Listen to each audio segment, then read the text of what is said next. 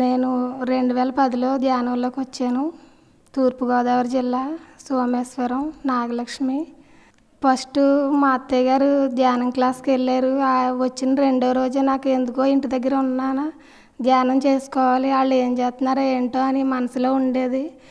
ఆ మరుసటి రోజు నుంచి శాకాహారులు అయిపోయి మా ఫ్యామిలీ మెంబర్స్ 4. ఇంకా ఆ రోజు నుంచి నేను ఎప్పుడూ వండలేదు, పిల్లలకు కూడా పెట్టలేదు.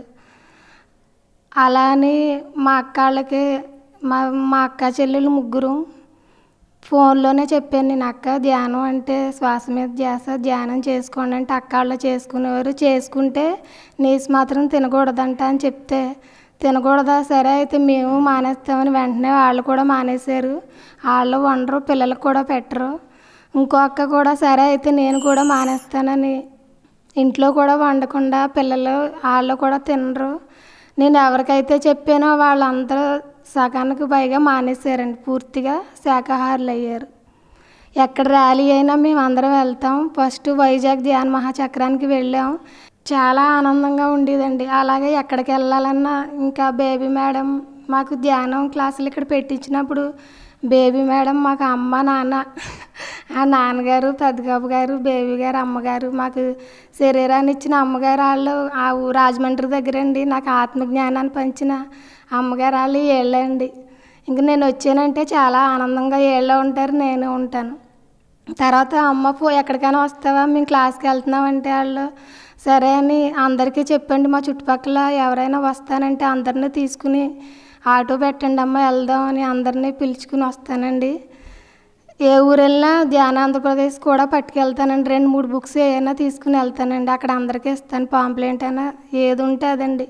చుట్టాలకి చాలామంది ధ్యాన ఆంధ్రప్రదేశ్ రాయించానండి, ఇప్పటికి కూడా రాయించుతున్నానండి. అక్కడికి వెళ్ళకపోతే ఇక్కడ మా ఇంటి దగ్గర వేయించండి, ఇక్కడి నుంచి నేను వెళ్ళినప్పుడు అలా తీసుకుని వెళ్ళిస్తానండి. కట్టాలు కూడా వెళ్ళానండి 2 సార్లు. ఈ సంవత్సరం పిల్లని తీసుకుని మేమందరం చాలామంది వెళ్ళామండి. చాలా టెన్షన్గా ఉండేదండి. టికెట్లు ఏమో బుక్ చేసేస్తామని ఇవ్వరండి. ఈలోగా మా అమ్మాయిని అడుగుదామంటే భయం వేసి ఇది ఏమంటుందో వద్దంటుందో వెళ్ళమంటుందో అని. స్కూల్ నుంచి వచ్చి అమ్మ నాకు కూడా టికెట్ తీయించి నేను వస్తానందండి. ఇంకా ఆ రోజు ఇంకెంత ఆనందం అంటే నిద్ర పట్టలేదండి, అసలు వస్తుంది అనుకోలేదండి. మా అమ్మాయి, నేను, మా అమ్మాయి, మా అత్తయ్య గారు అందరూ మా ఫ్యామిలీలో 3 వెళ్ళామండి.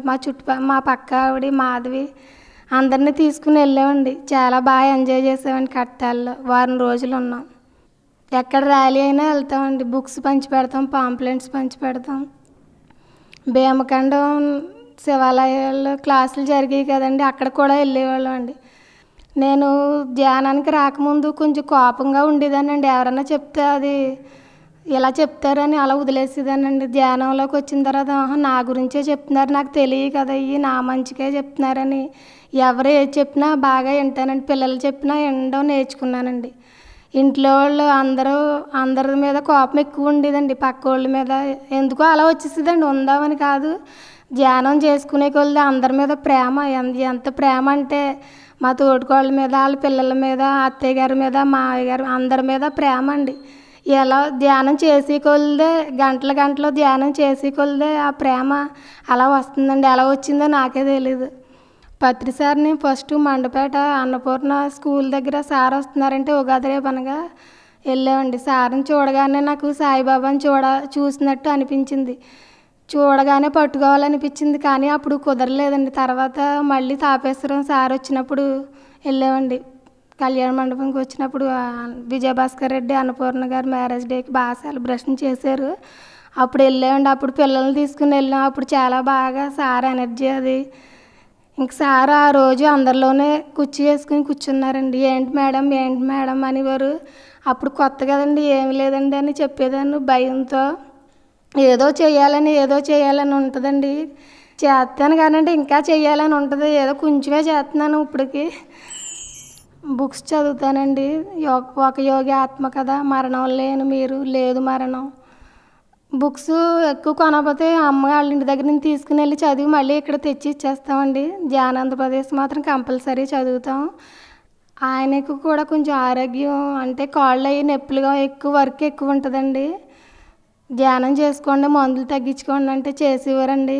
ఇద్దరం ధ్యానం స్టార్ట్ చేసినప్పుడు అయితే తెల్లారుజాము ఇద్దరం చేసుకునేవాళ్ళు అండి. 3:30కి లేచి 4 అయితే 4, 4:30 ఆయన టైం ఎక్కువసేపు ఉంటే ఎక్కువ చేసుకునేవాళ్ళు. కానీ నన్ను ఎక్కడికైనా వెళ్ళొద్దనరండి, నువ్వు వెళ్ళు అంటారు. ఆయనకి కూడా చాలా బాగా చేసుకుంటారండి ధ్యానం. అన్నీ తగ్గినాయండి, కాళ్ళ నొప్పులు. ఏ మందులు వాడమండి మేము. ఎప్పుడైనా ఏదైనా రొంపది వచ్చినా తగ్గిపోద్దండి, ధ్యానం ఎక్కువ చేసుకుంటాం. పిరమిడ్ కట్టుకోవాలండి ఇప్పుడు మేము. వశిష్ఠ గౌతమి పేరవరం పిరమిడ్కి అండి 3 రోజులు క్లాస్కి వెళ్ళేదాన్ని. అక్కడికి వెళ్ళిన తర్వాత వెళ్ళేటప్పటికి చాలా నీరసంగా ఉన్నట్టు ఉండేదండి. వెళ్ళి వచ్చేటప్పటికి చాలా చాలా ఎనర్జీ అండి. అక్కడ తటవర్తి వీరరాఘవరావు గారు 3 రోజులు క్లాసులకి వెళ్ళేదాన్ని అండి. చాలాసార్లు వెళ్ళామండి. ఒకసారి 3 రోజులు ఉన్నాం, ఒకసారి 2 రోజులు ఉన్నాం.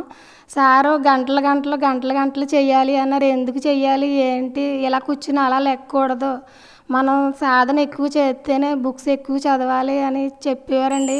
లాక్డౌన్లో పిఎంసి ఛానల్లో సారు రోజు వస్తారు, అది కంపల్సరీ చూస్తాను. ఎవరైనా ఫోను టీవీ లేదు మాకు, ఫోన్ తెచ్చిచ్చి చూడమ్మా అని మా తోడుకోళ్ళ గారి పిల్లలు, మా పిల్లలు అమ్మ ప్రోగ్రామ్ వచ్చేస్తుంది అంటారు. బయటికి వెళ్ళకుండా క్లాసులు ఇంట్లోనే అండి, జూమ్ క్లాసులకి అటెండ్ అవుతూ చాలా చాలా ఎన్ని క్లాసులు సార్ చెప్పారు. మొన్న 80 క్లాసులు ఎన్నో అయినాయి అని మొత్తం అన్నీ చూసామండి. ఇంకెంత అద్భుతంగా ఉన్నాయంటే సార్ మొన్న ఆదివారం కూడా చెప్పారు. ఆ రోజు ఇంకా ఆనందం అంటే చాలా ఆనందం వచ్చిందండి. పిఎంసి ప్రేక్షకులకు నమస్కారం. పత్రి సార్ ఫ్యామిలీ మెంబర్స్ అందరికీ నా కోటి వందనాలు. నా ఫ్రెండ్స్ అందరికీ వేల కృతజ్ఞతలు.